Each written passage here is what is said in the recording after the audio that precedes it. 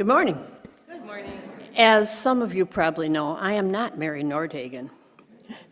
Our dates got switched and we didn't transfer that information to Vicki. So if you want to see Mary, come next week.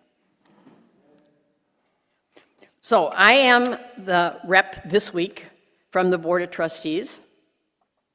And since we're coming up on election time, I just want to give a plug that maybe you might be interested in becoming a board rep. I think it's a great way to meet people while learning about UUCW and helping to put our values into actions. There's multiple ways that you can do that. As settlers and newcomers, we are aware that we need to learn the history of the native peoples who inhabited this land, while now we engage in the work of reconciliation and reparation. And I just want to make a little diversion. I had put something out in the realm about a newsletter that I get on a weekly basis from the Indigenous reporter at the Journal Sentinel. And I just want to give you a brief quote from this week's newsletter that is kind of to share my angst and my anger at some of the things that happened during our current administration. A statue of Christopher Columbus was erected this week on the White House grounds, and it includes the inscription, "Discoverer of America."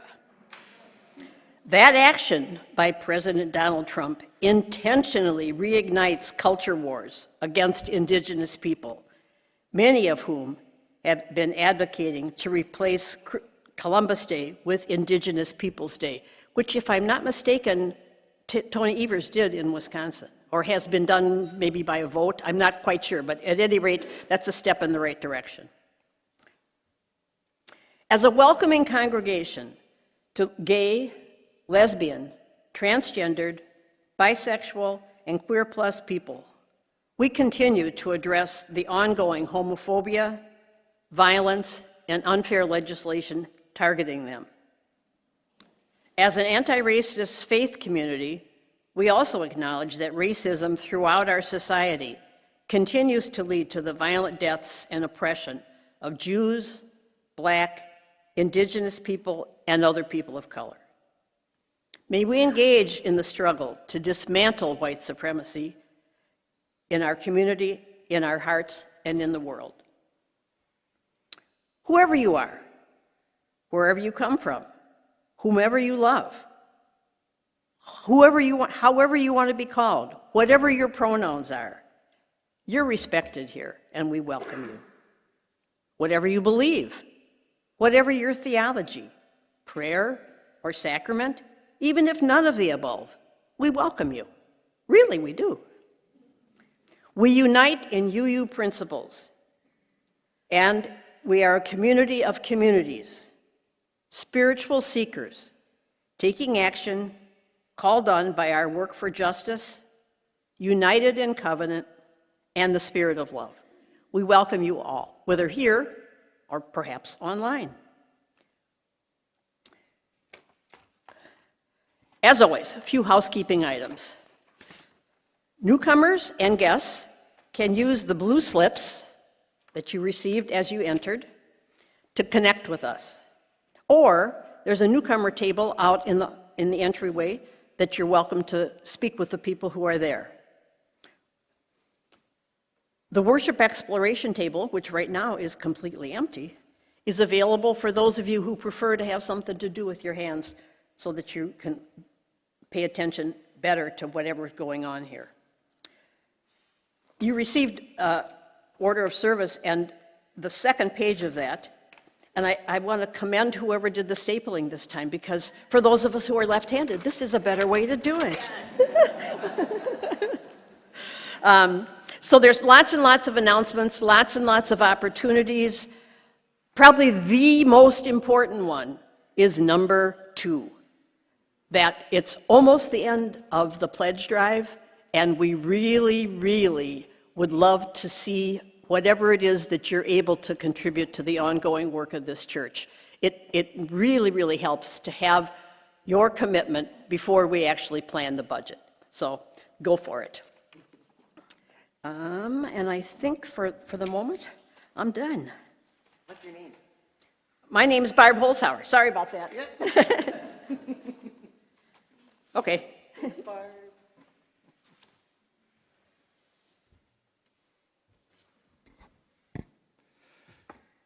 At its best, worship, like faith itself, seeks to comfort where there is pain and to disquiet where there is complacency. May our time together this morning be a comfort and a confrontation. May we find here peace in times of tumult. May we here invite tumult into lives of peace. May we here find calm in times of restlessness. May we here allow restlessness to evolve into action. Let this be the place you consider what you've never considered. Let this be the place you imagine for yourself something new and unthinkable. May this hour bring dreams of new ways of being in the world. Come, let us worship together.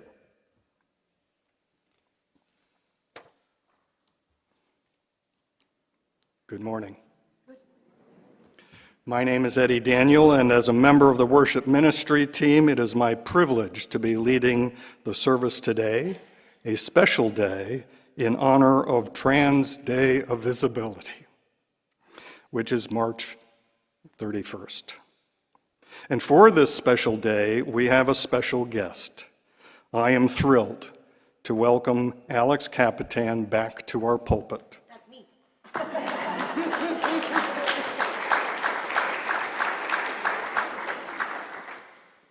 As many of you know, Alex grew up at UUCW and is my own cherished offspring. But Alex has a wealth of qualifications in addition to that. I'm also cute. He is a community minister, an educator, editor, consultant, and activist.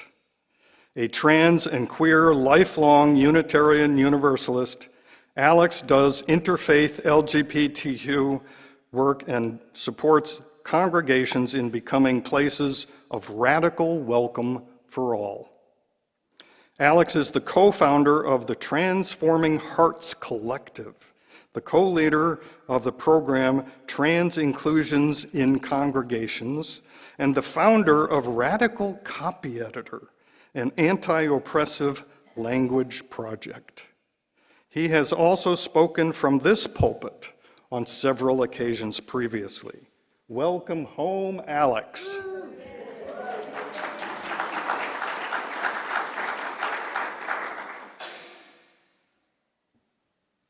And now we'll have our chalice lighting.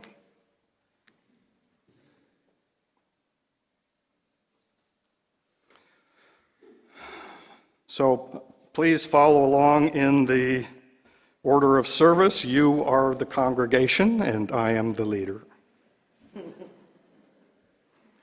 The chalice lighting is Until All Means All by Erica Hewitt.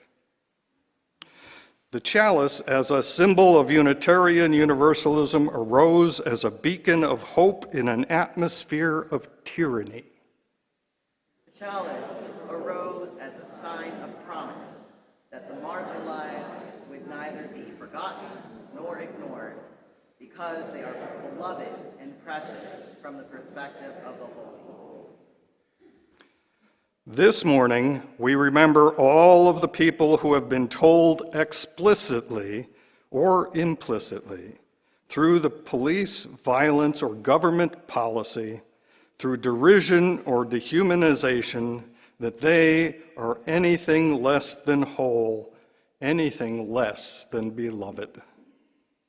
As we light this chalice, may we make of our lives a beacon, a symbol of our promise to draw the circle wide, a sign that we will not rest until all means all. And now please rise in body or spirit as we sing our hymn 298, Wake Now My Senses.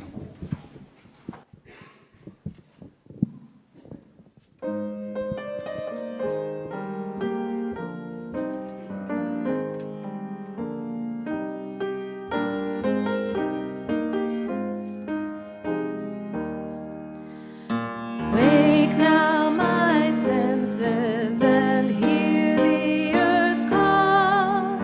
Feel the deep power of being in all.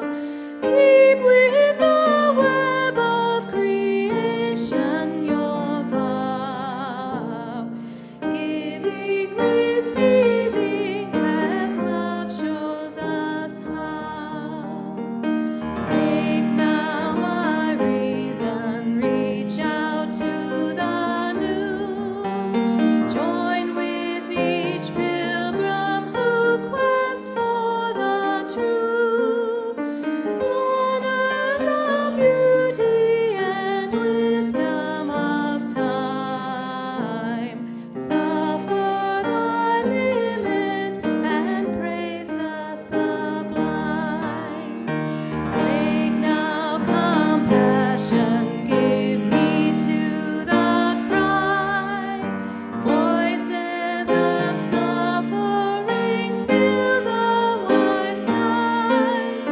Take as your neighbor both stranger and friend, praying and striving their hardship to end.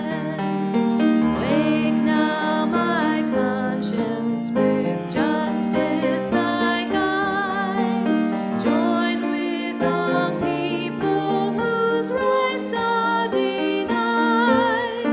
Take not for granted a privileged place. God's love embraces the whole human race.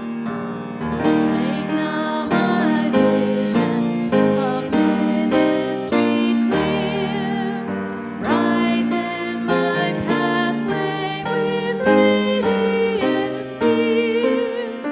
Mingle my calling with all who will share.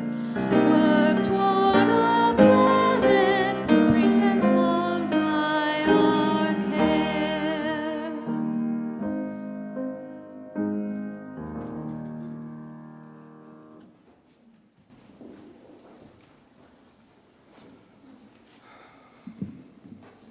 We enter now a time for sharing joys and sorrows that touch our individual lives, our way of expressing through ritual the many ways that we touch and are touched by each other.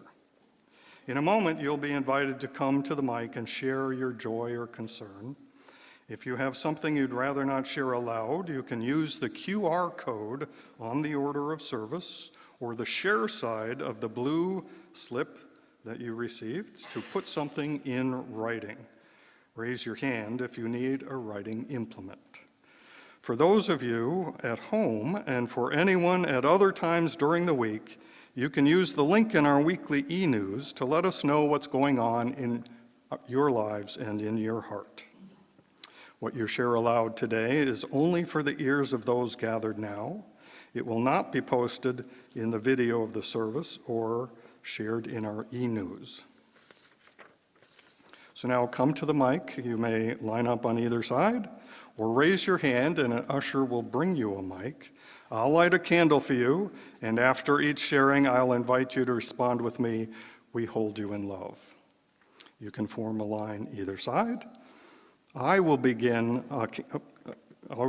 today with a special candle in honor of the Muslim tradition of Ramadan, which is taking place now through March 31st.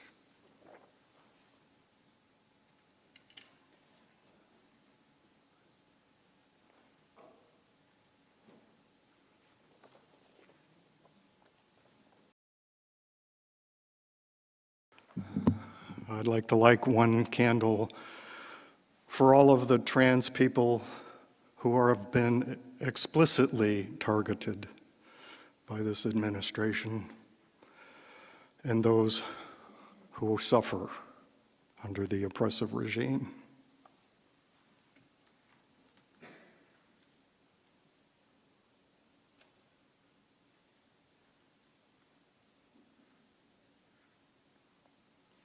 And one last candle for all of the joys and concerns that we hold in our hearts.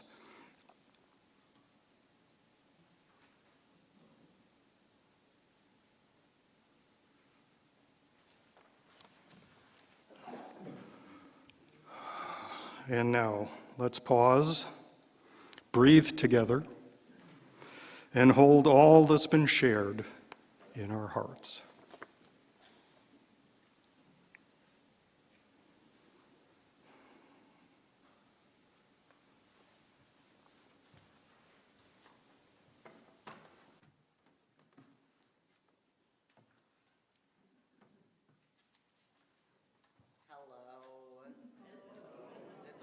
Can you hear me?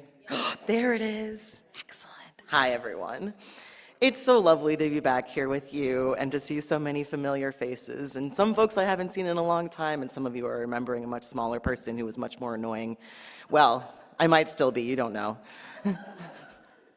But yes, I grew up here at UUCW, and I used to run around the lower level belting songs from The Little Mermaid and being a general menace all the way through my teenage years. So thank you to everyone who put up with me, and thank you most of all to my parents who brought me here to this church. It was a wonderful place to grow up. I'm so glad to be back. And welcome to everyone who's here for the first time or has recently started coming, particularly welcome to Raven for being here and being brave and sharing with us your fullness this morning and all that you're carrying with you. I'm so glad you're here. So today's service, as my dad said, is in honor of Trans Day Visibility. And I want to start by drawing us into this theme by calling in some of our trans ancestors. And I would love to start with Raven, with your beloved. Can you bring the name of your friend into this space for us? Amy. Can we just hold Amy in love and hold Raven in love? Amy is now part of our lineage, our trans lineage, and our ancestors who have not left, who are here with us and guiding us. And it sucks, and I have also lost beloveds who I don't want them to be ancestors. It's too soon.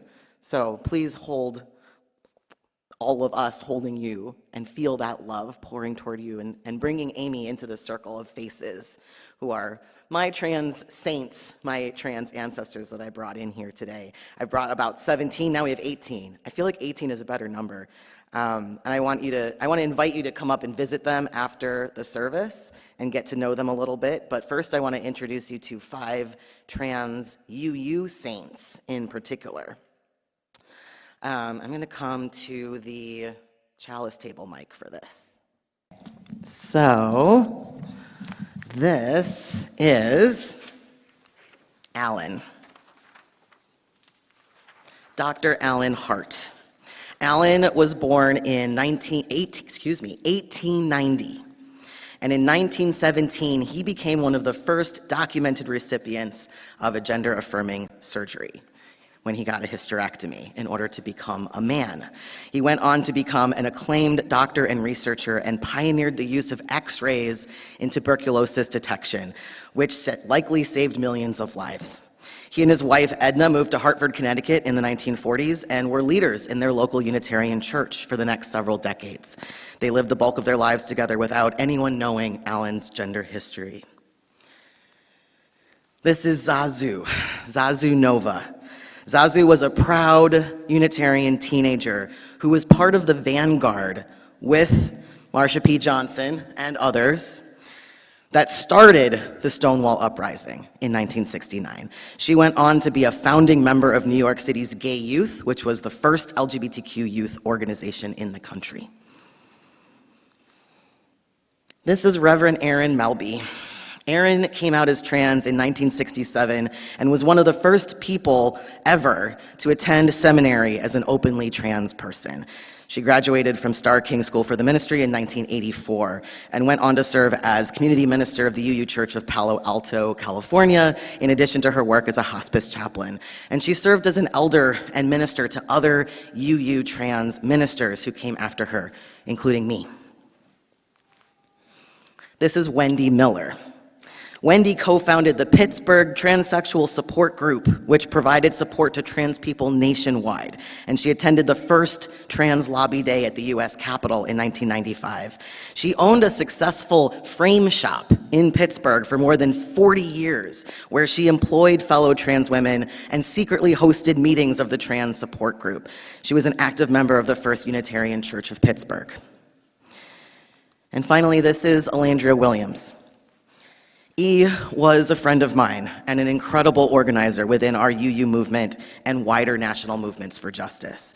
E was a lifelong UU who grew up at the Tennessee Valley UU Church in Knoxville, Tennessee, and became a leader in YRUU, Drum, and the UUA Board of Trustees, ultimately serving as co-moderator of the UUA board from 2017 to 2020.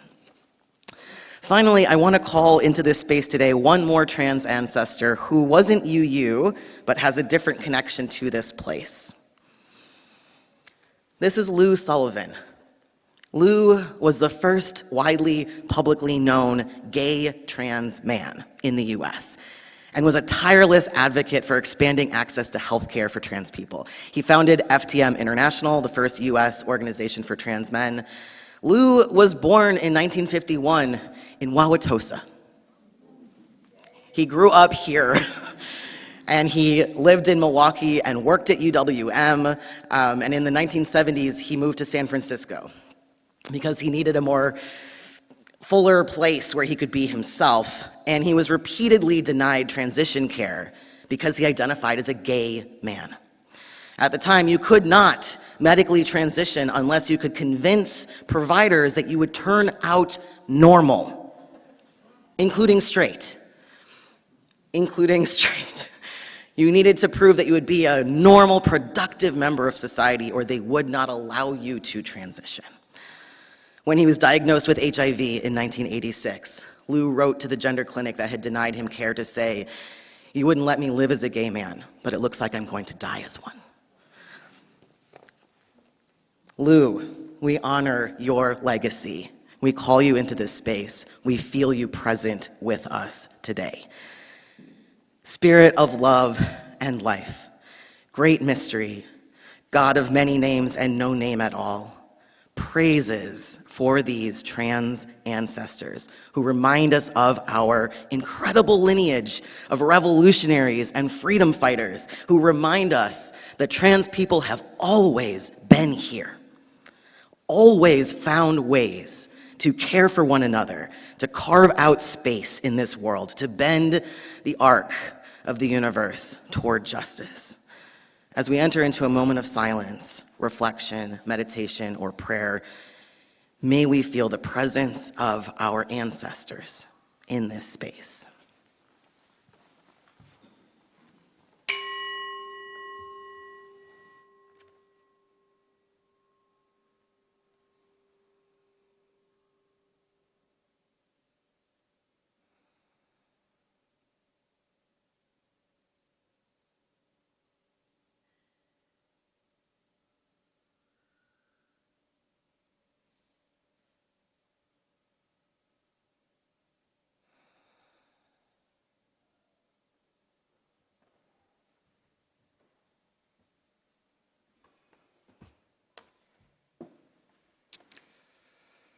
And now please remain seated, and we'll sing together, "We Will Carry Each Other," which is on the green insert in your order of service. For this song, I'll sing the verses and ask you to come in for the chorus, which starts in the fourth stanza. My courage is your courage. Start there. Thank you.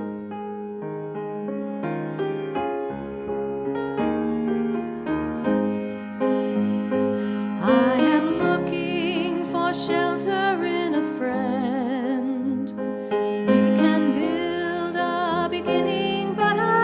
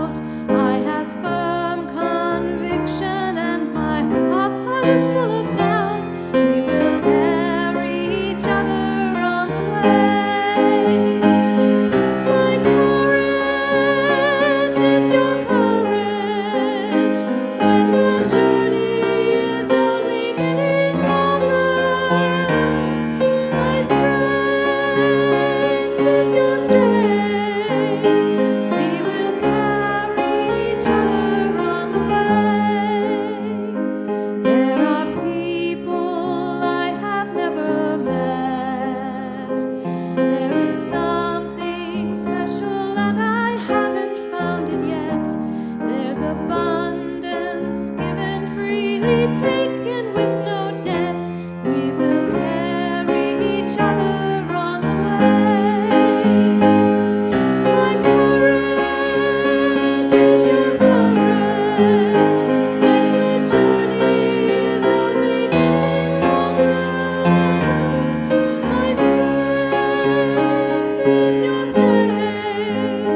We will carry each other on the way.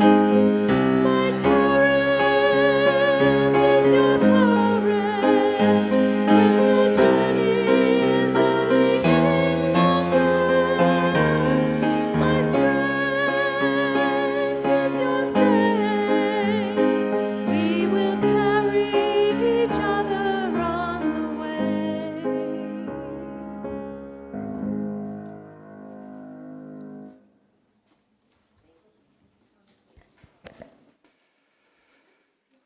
Our reading today is a prayer for Trans Day of Visibility by the Reverend Mr. Barb Grieve.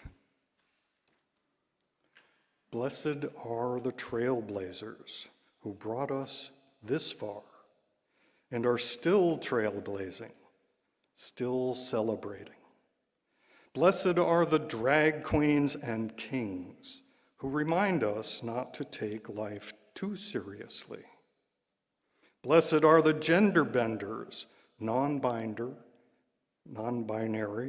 gender fluid, and third gender folk, those who challenge us to reframe our gender paradigm. Blessed are the young ones who present fearlessly from the start. Blessed are their parents who make space for freedom and love their children fiercely. Blessed are the siblings and relatives who educate, support, and love us as we are. Blessed are the genderqueer youth, those who are fabulously flourishing and those who struggle and persist. Blessed are the 90-year-olds just coming out and those who have been out for decades. Blessed are those whose lives were cut too short. May their stories live on through us.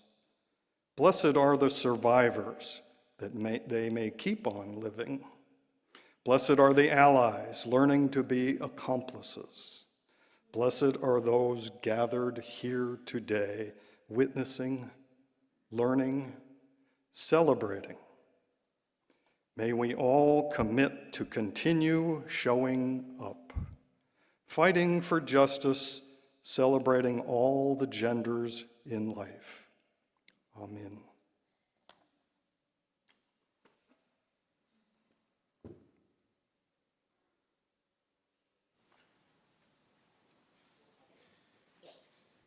Thank you.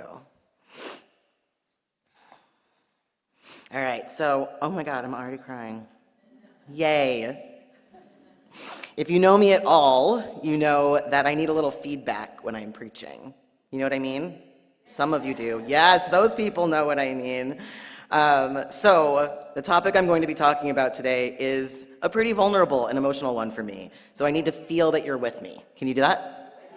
Yes, thank you. So I've already brought some trans ancestors into the room with us today. And now I want to invite you to think about the first time you encountered a trans or gender nonconforming person in real life, in print, on TV, online. Whose first trans encounter was Christine Jorgensen? Anyone? Yeah, a couple people. How about Leslie Feinberg? Might have been mine, I don't know. Laverne Cox? Whose first trans encounter was with a stranger? Yeah, an acquaintance, maybe? A family member? Maybe it was me. Ha, and you didn't even know it yet. Who else do you want to bring into the room today as people who made transness visible for you? Just shout out some names. Don't out anybody. Yes, Cousin Ren. Yes. Who else? Who else do you want to bring in? Erica?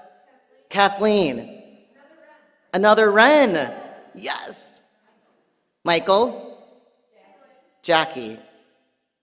Felix, Dana, Steve, Brenda, David, Storm. Sorry, here, missed one in the middle. Renee, Jane, Cassian, Edison, Ruby. Beautiful. Wow. Love that. Thank you. Visibility is a big deal for trans people. You feel me? For many of us, it's only when we encounter another trans person that we recognize ourselves, realize what's possible. There's a click of something making sense for the first time. One of my dearest beloveds knew that he was a boy from his earliest conscious moments.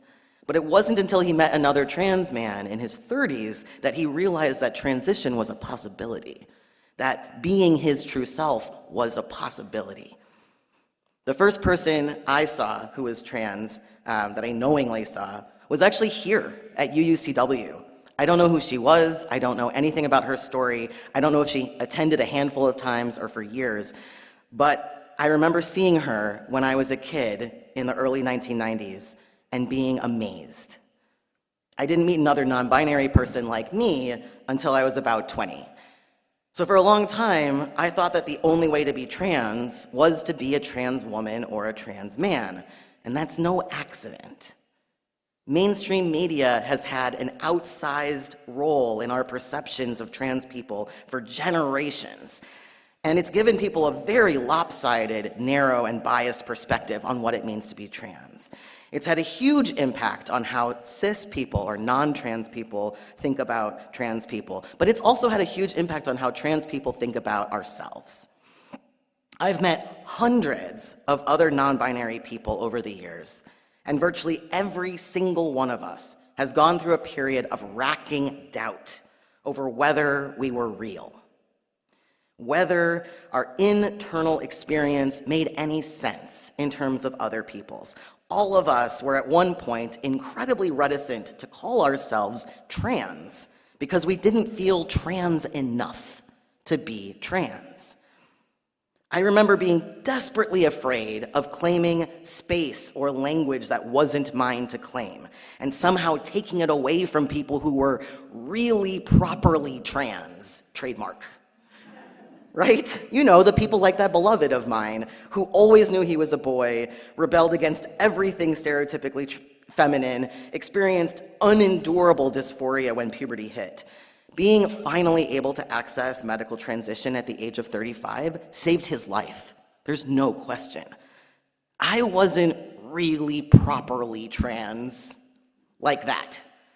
I was a gender fluid, neither here nor there, flamboyantly masculine and feminine all at one time. Mary Martin as Peter Pan, riding a motorcycle, blasting Ani DeFranco, dreaming of being swept off my feet by Tiger Lily, or maybe even Captain Hook. With sparkles and rainbows and glitter and magic. I didn't know any trans people like that. I had never seen any representations of people like me anywhere. I couldn't possibly be trans because mainstream media had taught me that trans people know who they are, and who they are makes sense in the two-box gender system. They just need to switch boxes from the one they were mistakenly put into as infants. But I didn't have words for who I was. I just increasingly knew who I wasn't. And I definitely didn't make sense in that two-box gender system.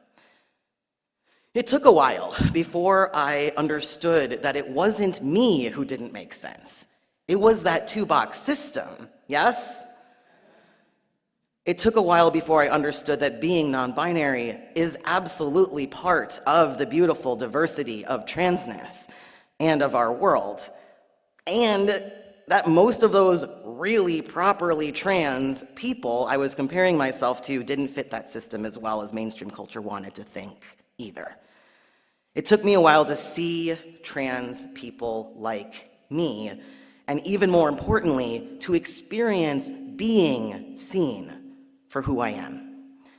Being seen is what helped me access, embrace, and be my whole true self. And there are two experiences of being seen that will never leave me. The first happened when I was in my early 20s. I had recently moved to Boston, and I decided to try out for a local play to make some new friends. It was the first time in a group setting that I introduced myself as Alex. But I was a bit tortured about it, because although I had been unhappy with my given name for years, no shade, sorry, I worried about what people would think if I changed my name. I confided in a trans woman in the cast, and she began going out of her way to call me Alex. I will never forget her saying to me, "Look how happy it makes you when I call you Alex." She saw me. She saw my happiness in my new name when I couldn't even fully acknowledge it myself. About 4 years later, I met someone truly remarkable. He was the first man I ever dated who didn't see me as a woman. He saw me as myself. My gender fluid, neither here nor there, flamboyantly masculine and feminine, all at one time, Mary Martiner's Peter Pan, boy in a princess dress, sparkly magic rainbow self. He understood me without needing words. He saw me for who I was when I couldn't even fully acknowledge it myself. And being seen reflected my true self back to me. Being seen helped me move toward naming, embracing, and celebrating my whole self. So Trans Day of Visibility isn't about coming out as trans. It's not. It's about naming, embracing, and celebrating who we are. It's about rendering each other real in the face of a world that has taught us that we aren't. It's about reflecting our truths back to each other in the face of a world that has done everything it possibly can to keep us from being ourselves, to keep us from being seen for who we really are. I hope I don't have to tell you how hard it is right now for trans people. It is excruciatingly bad. The modern anti-trans movement has been building steam for 10 years, and it has now escalated to a fever pitch, with the federal government actively seeking to make it illegal to be trans. Spurred by white Christian nationalism, the far right is treating trans people as a specter, a theoretical, faceless menace. They are working to render trans people not just invisible, but unreal, erasing our legal recognition, pretending we are a threat to children and cis women, criminalizing us and also those who materially support us in being ourselves, all on the basis of trans people being wrong about who we are, dishonest, and dangerous. And if you yourself are trans and you don't spiritually have the room to hear about some particularly bad stuff right now, maybe close your ears for the next couple of seconds, because 4 weeks ago, Kansas passed a law that immediately invalidated the driver's licenses of all the trans people in the state. Hundreds of people received letters informing them that their IDs were invalid immediately, with no warning or grace period, and that they would need to present themselves at a DMV to get new licenses with reverted gender markers. 2 days ago, the Idaho Senate passed an anti-trans bathroom ban that applies to public buildings and private businesses. If the governor signs it into law, trans people who are challenged in a bathroom could be charged with a misdemeanor and a 1-year jail sentence on their first offense, and a felony with up to 5 years in prison on their second offense. 20 years ago, when I was coming into an understanding of myself as genderqueer and non-binary and trans, I truly couldn't imagine that there would be mainstream recognition of the full spectrum of trans people within my lifetime. When it started to happen, it was incredible to me. Now, there are days when I almost miss being invisible. Better to struggle to find each other than to be actively, aggressively targeted with such vitriol and animosity. Visibility has always carried a risk of violence for trans people, but the current violence is happening on a scale and in a way that we have never come close to seeing before. So, in this era of massive, relentless backlash against trans rights and existence, the visibility trans people need most is from allies. Trans people need our non-trans allies to be more visible and vocal in their support of us. Do you feel this? One of the reasons trans people make such a perfect target is that we are relatively small in number, so it's all too easy to lie about us and get away with it. The orchestrators of Project 2025 recognized that attacking trans people, starting with trans kids, was perfect for unifying the conservative base and fracturing their opposition. So they have poured hundreds and hundreds of millions of dollars into a huge spectrum of disinformation, from outright hateful bile to much softer, reasonable-sounding questions cloaked in reasonable-sounding, pseudoscientific or otherwise seemingly but not actually expert sources. We can't fight this uphill battle without help from those who believe that trans people are real and inherently worthy of the freedom to be. So for the folks here who aren't trans, I'm going to ask you directly, do you believe that trans people are real and worthy? Yes. Okay, good. I wouldn't be here if that wasn't true. So I want you to consider, how visible is your support for trans people right now, as individuals and as a congregation? What are you currently doing to be visible, vocal, and disruptive in your allyship? And how could you be doing more? All right. So I've been preaching for 15 years now about how welcoming isn't something you are, it's something you do. Ally works the same way. You can't identify as an ally. You can only be an ally actively. It's not something you are. It's something you do. Are you with me? Are you on board with this idea? Okay, so I want to talk about a number of things you can do to be more visible, vocal, and disruptive in service of trans lives. You ready? Okay, some of you are. Hopefully the rest of you will come along for the ride. Thing number one, be boldly, loudly, proudly, unambiguously affirming of the trans people in your life and in this community. If there's someone whose name or pronouns don't roll off your tongue comfortably yet, actively practice. Nobody wakes up in the morning suddenly able to speak a new language. Same thing with new names and pronouns. Everyone can do it, no matter how awkward it feels at first, but it takes intention, care, and practice. Be the person who makes and helps the trans people in your life feel seen. You can be that person. When you mess up, because we all do, just correct yourself and do better next time. When someone else messes up, because we all do, be the person who kindly and gently offers a correction. Can you do that? All right, thing number two, this one's harder. Get in front of the things that make it harder for you to be a more visible and vocal ally to trans people. Maybe you're worried about making a mistake. Maybe you feel like you don't know enough about certain things. Maybe there's a nagging part of you that says, I care about trans people, but what about ... I want you to remember the pain you have heard in my voice today, as I have just scratched the surface of how bad things are right now.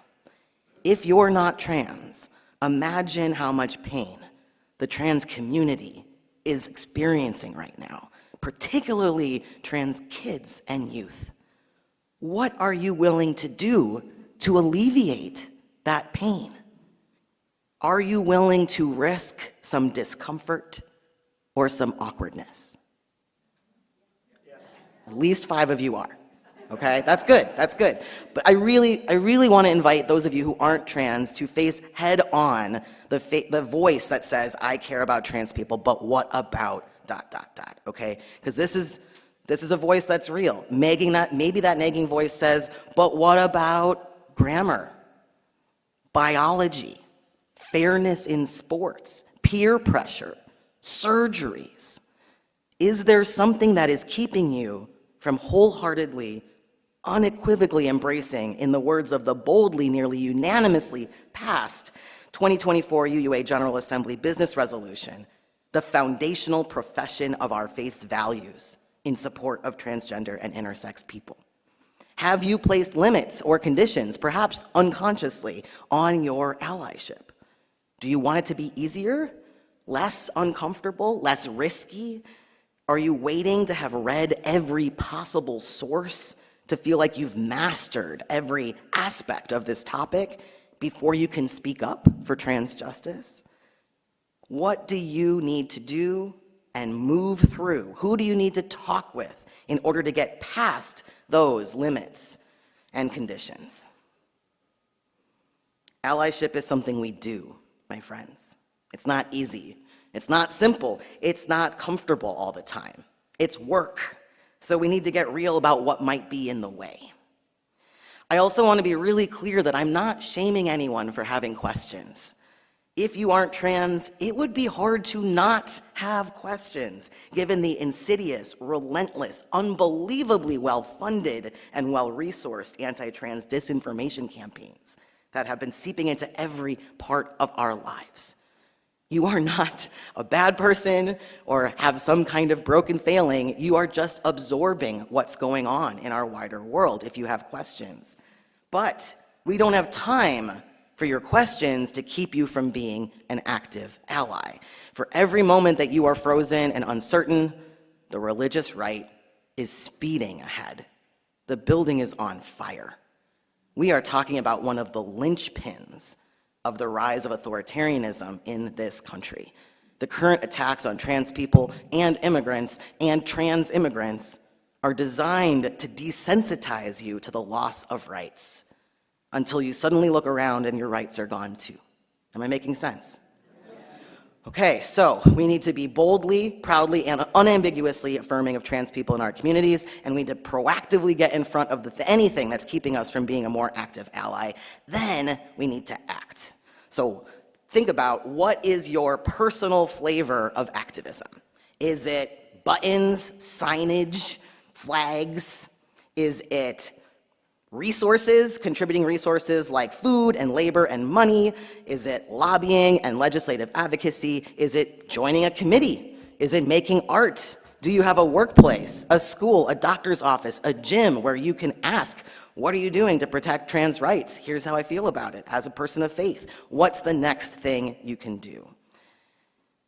So, the last thing I want to talk to you about today is how this congregation can be more visible, vocal, and disruptive in service of trans rights as a community.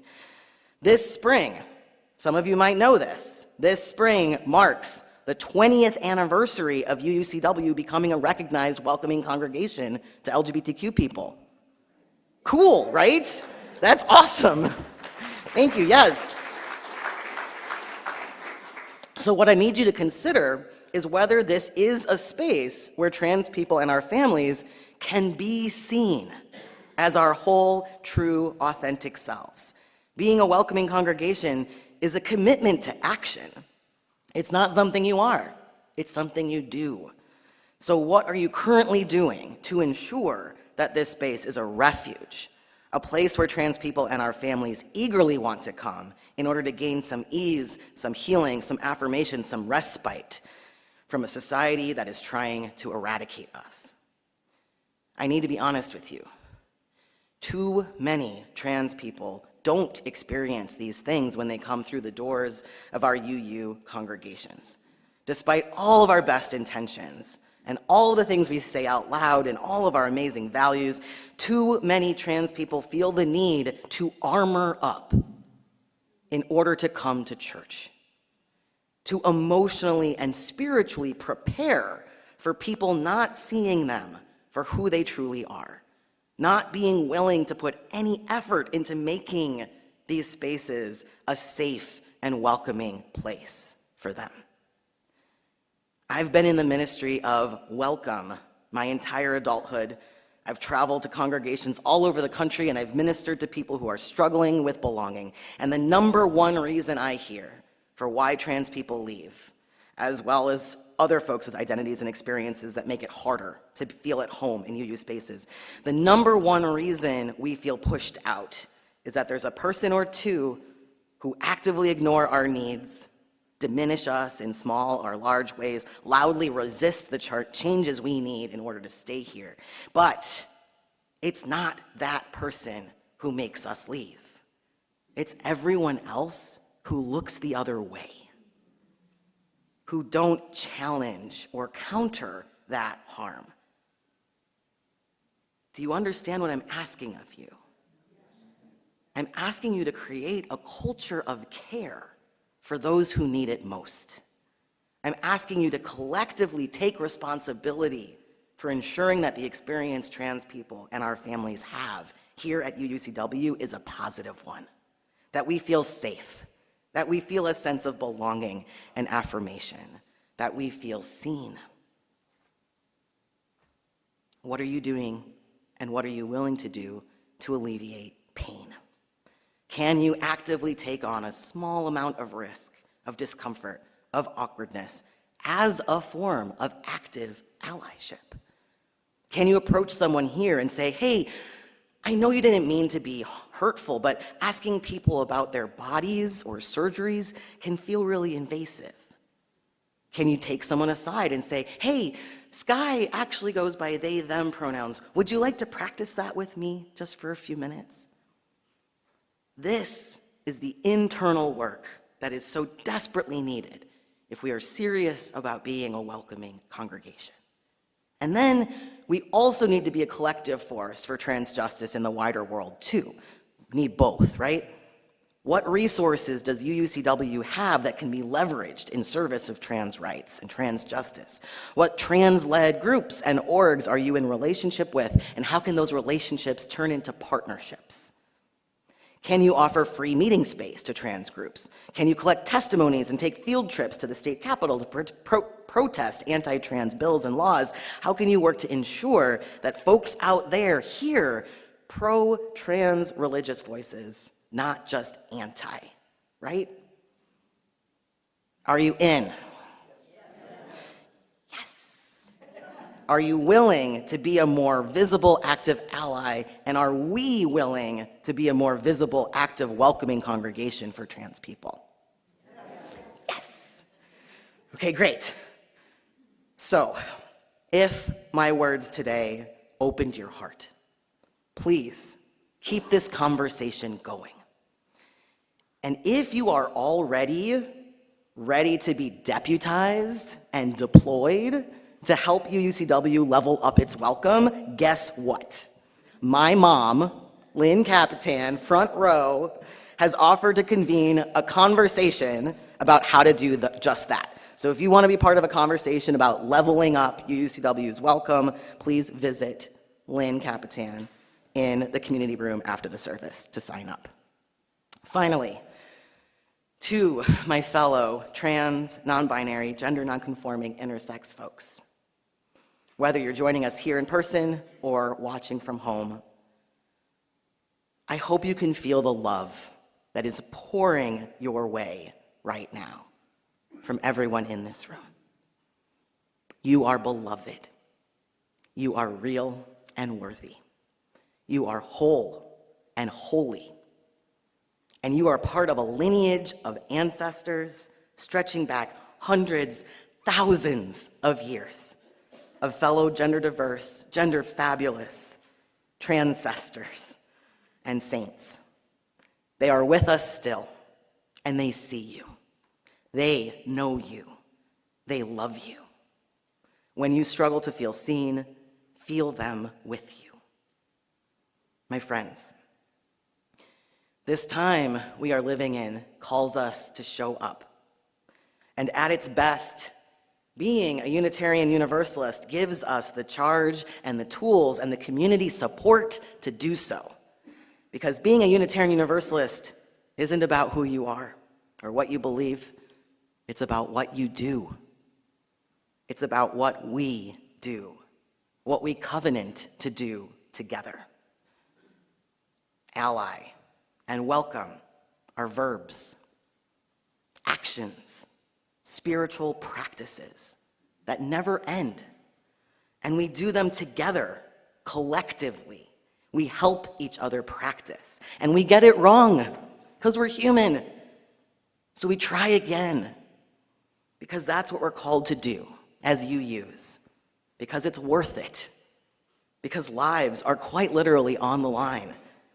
So I hope I can count on you to level up your spiritual practice of visible, vocal, active allyship, because it is truly one of the most holy, heart-transforming, and world-changing things that we can do together. Amen, Ashe, Aho, and blessed be.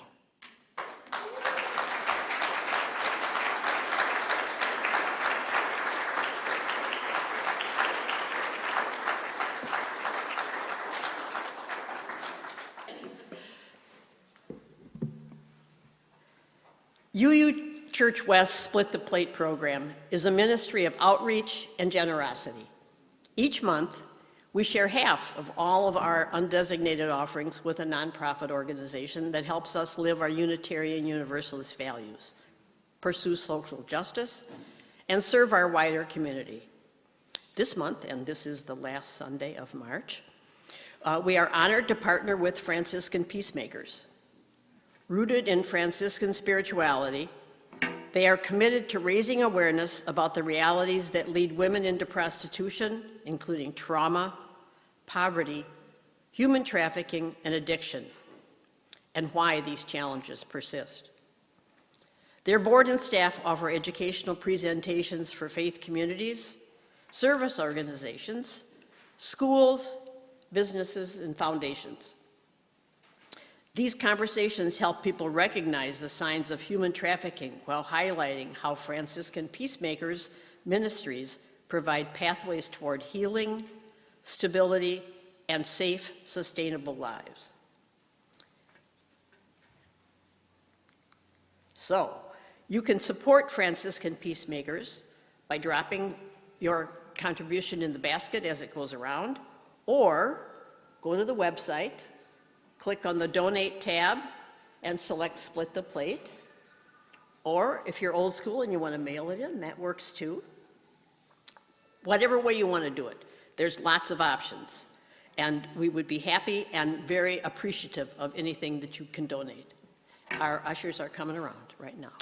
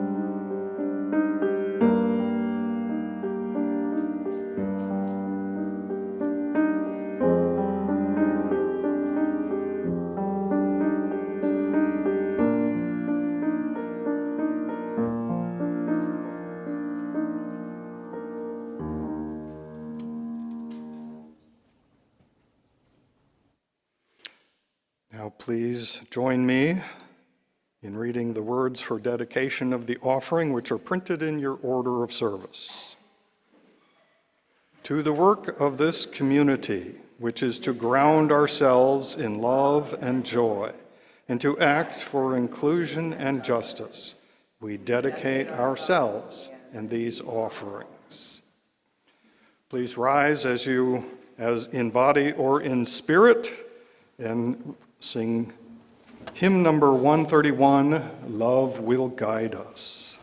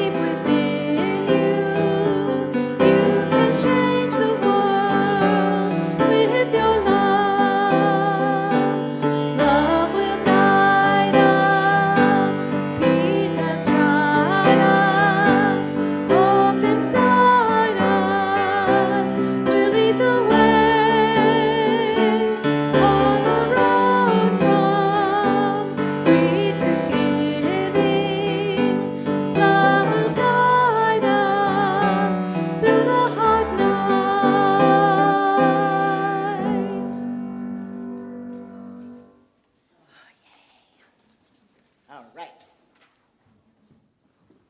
Oh, you're down here. Sorry, let's switch. Do-si-do. Thank you so much. Thank you to all of you for sticking around a little longer today so I could talk even more at you than usual. Thank you so much to our fabulous folks helping us with music today, to my dad, to Barb, and to everyone else who helped make this service happen. The words of Reverend Erica Hewitt reminded us earlier that this chalice, as a symbol of Unitarian Universalism, arose as a beacon of hope in an atmosphere of tyranny. A promise that the marginalized would neither be forgotten nor ignored because they are beloved and precious to the holy. They are seen, known, and loved by the holy. As we extinguish this chalice today, may we each take this light into our hearts and carry forward the charge to be more visible, vocal, and disruptive in our practice of Unitarian Universalism. May it be so. Thank you.